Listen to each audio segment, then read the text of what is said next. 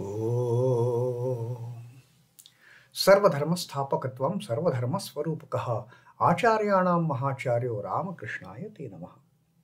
O establisher of all the faiths, embodiment of all the religions, the greatest teacher among all the teachers, O Sri Ramakrishna, my salutations to you. Sri Ramakrishna's teachings continue, and in our previous learning, we heard the teachings of Sri Ramakrishna as well as teaching of our Ma.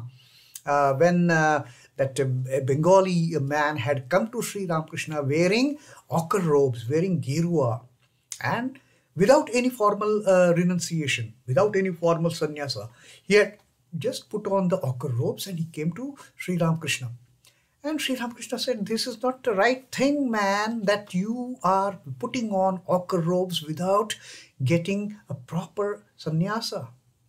People will salute you, and you are not in a position to accept their salutations."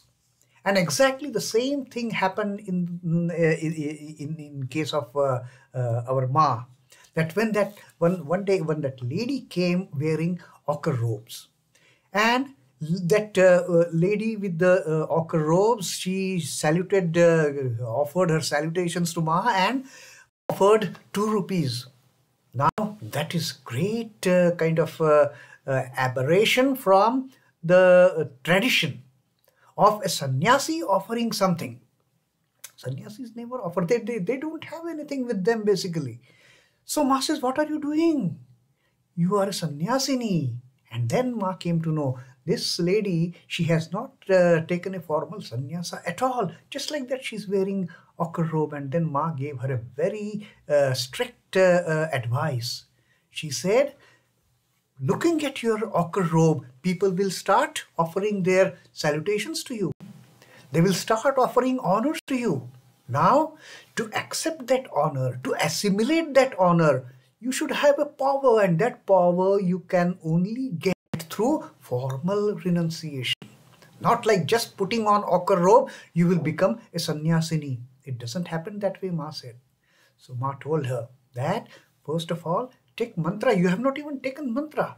And then that lady later, she requested Ma that, "I want to take Ishta mantra from you," and all that. That is a different matter. But unless and until one is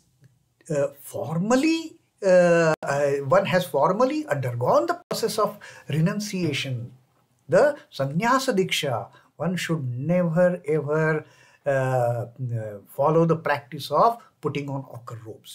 Now in our Ramakrishna order, we have got this thing that when a person desires to take initiation, first of all, they get into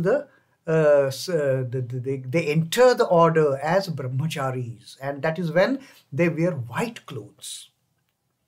Their dhoti is white, their saris, the girls who join Sharda Math, their saris are white. Now, that is the white dress code for the brahmacharis. And only after the sannyasa diksha, by a competent guru, one who gives the sannyasa diksha, then these novicites, they are allowed to wear the ochre robes. So that process has to be followed. Without formal renunciation, no one should put on the ochre robes just for the sake of it, just for the heck of it. So that was a clear message given by Sri Ramakrishna and Ma to that man and this lady. Now today Sri Ramakrishna is going to teach us about the difference between the spiritual consciousness of the ever-free souls and the strugglers and the seekers. Now, ordinary people, for that matter. He uses the term ordinary people. Now, by the term ordinary people, it doesn't include the Baddha Jivas at all. Sri Ramakrishna had categorized Jivas into those 4 categories: Baddha Jivas, Mumukshus, and then Mukta Jivas and Nitya Jivas. Nitya Jivas are ever-free souls. Now, Baddha Jivas, as it is, they are no way concerned with the spiritual practices. They don't get into that at all. Their only objective of life is just to enjoy the life. And in the process, they hardly get any enjoyment, but in reality, they only suffer and face miseries.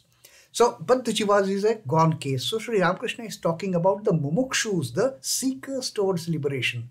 And this path of mumukshu is so strenuous that out of maybe a million and millions of mumukshus, maybe one or two will actually reach the stage of liberation. But they don't give up. They have that patience, they have that perseverance, they show that tenacity to proceed on the path. Maybe it will take them life after life after life. But a mumukshu will never deviate from that path and go down to the stage of a Baddha Jiva.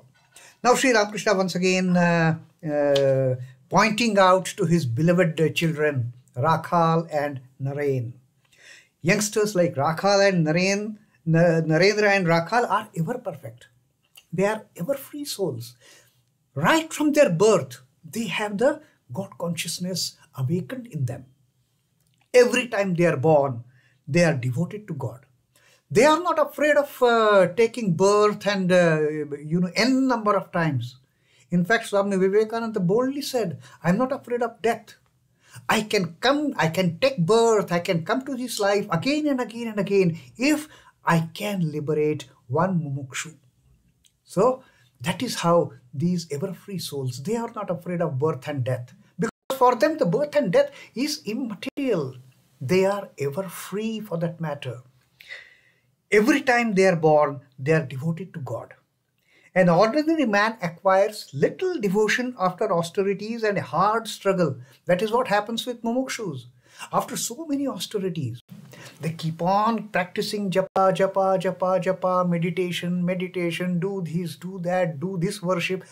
And after all these strenuous efforts, a tinge of devotion sparks in their heart. But these ever-free souls, they are born with complete the fire of God awareness. But an ordinary man acquires a little devotion after austerities and hard struggle. That is the path of ordinary mumukshus. But these boys have love of God from the very moment of their birth. They don't have to struggle. For the sake of teaching others, they will appear to be performing austerities. Swami Vivekananda, he traveled the length and breadth of the country to understand the pulse of the people of this nation, how he could serve them. He did the penances and austerities to such an extent, there was no need. But he set an example before others.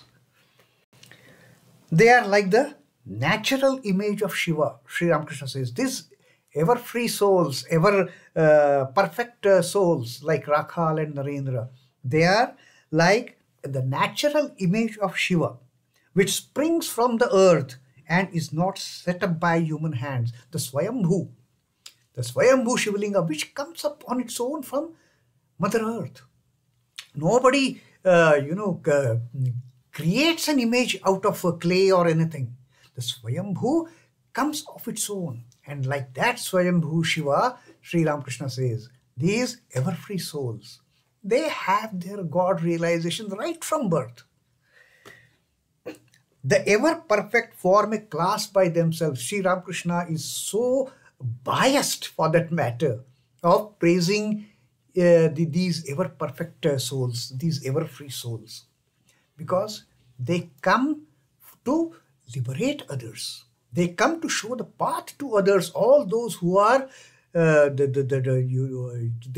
are just grouping in the darkness. And these ever-free souls, they form the leading light to these struggling souls. The ever-perfect form a class by themselves. Not all birds have crooked beaks.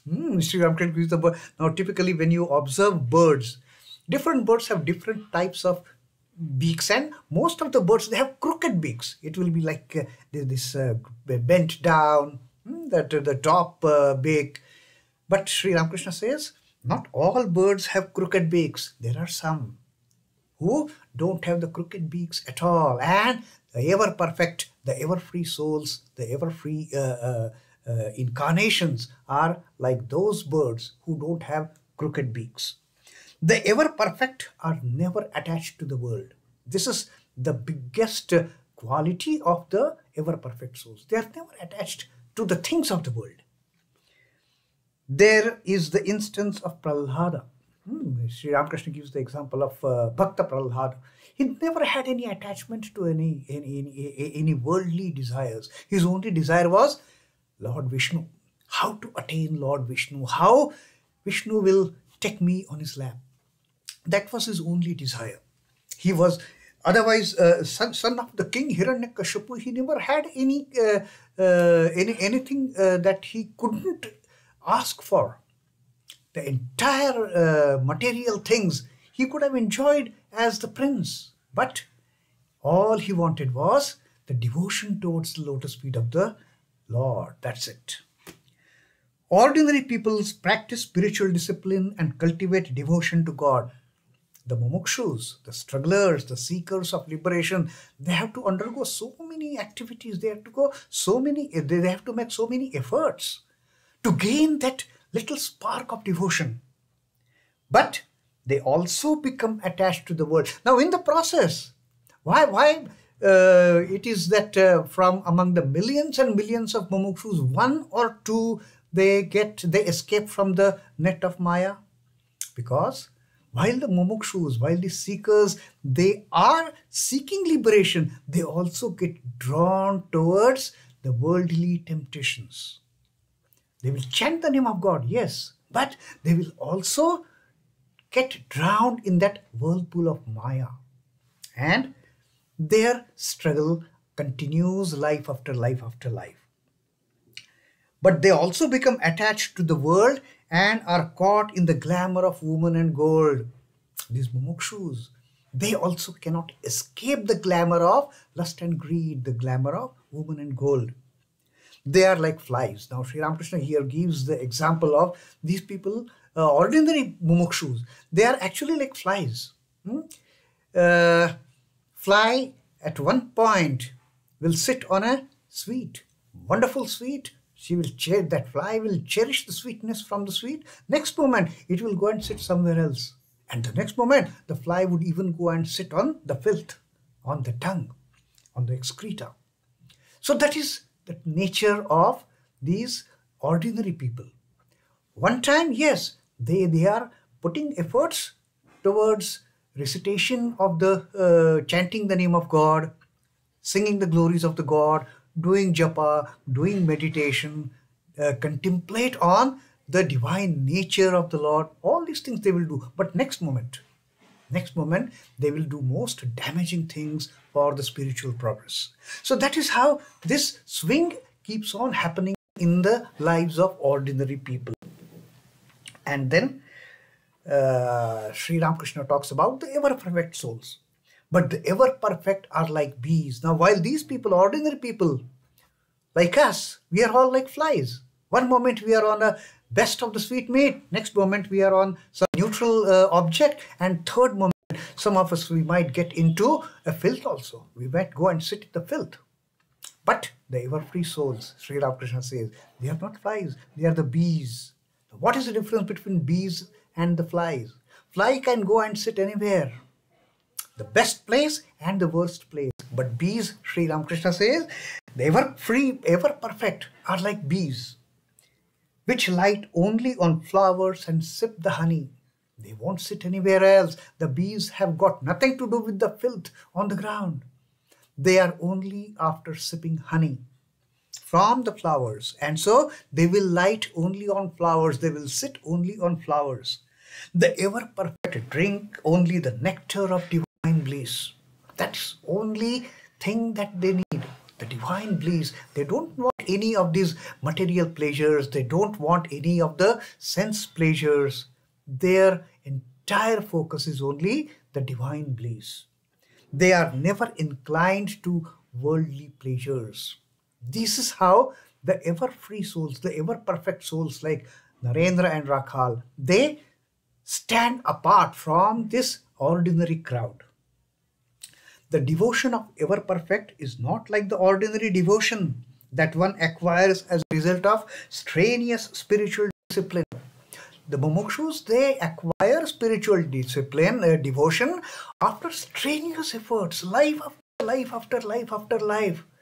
Then maybe after 100 or 200 or thousands and millions of lives, births, then they will get into that stage of getting detached from the worldly temptations. That is what happens with the ordinary souls. But ever free souls, their devotion is perfect all the time. The devotion of ever perfect is not like the ordinary devotion that one acquires as a result of strenuous efforts and strenuous spiritual disciplines, strenuous efforts. Ritualistic devotion consists in repeating the name of God, performing worship in a prescribed manner. No, these are all the paths that the ordinary souls they undertake. Ritualistic worship. To follow these practices. Do this much japa, 108 japa in the morning, 108 japa in the night, or 1008 japa in the morning, 1008 japa in the night, or throughout the day, do 10,008 japa and all these kind of, they set some kind of targets to them. They undergo the ritualistic practices, well laid down practices. It is like crossing a rice field in a roundabout way along the bulk. Now Sri Ramakrishna gives the example of a paddy field. When the crop is standing in the paddy field and we want to move from this corner to that corner. How can we go? When the crop is standing, we cannot cross the field with the standing crop. So we take roundabout way. We go along the ridges. We go along the ridges where there is some kind of space for us to move. So we take that long path and we reach finally the place where we want to go, to the other side of the field. But Sri Ramakrishna says, again, it is like reaching a nearby village by boat in a roundabout way, taking across the river. Now, if we want to go from one village to another and only mode of transportation is by boat, we have to go in that, take that route of river. So what we have to do? Whichever roundabout way the river is going, we have to take that, and we cannot make a shortcut. So that is what the ordinary people, they follow those spiritual practices. It is a long, long way for them. It is not a shortcut at all. But then Sri Ramakrishna says, one does not follow injunctions of ceremonial worship when one develops the Raga Bhakti. These ever-free souls, they are filled with Raga Bhakti. The ever-free souls, they are filled with Prema Bhakti, the ripe Bhakti, where they don't have to make any efforts at all. They don't have to follow any procedural rituals. When one loves God as one's own and they don't love God for the sake of getting devotion. Devotion is already there. Devotion is already there with the ever-free souls, with the ever-perfect souls. All they have to do is just think about God and their God. Then it is like crossing a rice field after harvest. Now these ever-free souls, they don't have to take that roundabout way of walking across the bulk, walking along the ridges of the field and take a long distance. No. After harvest, there is no crop, so they just walk across. From this point to that point, they don't have to make any struggles at all. Or when the country is flooded with deep with water, when there is a tremendous flood, and if one has to cross from this village to that village, then we don't take that route of river, the strenuous route of roundabout ways of getting into that river in the boat.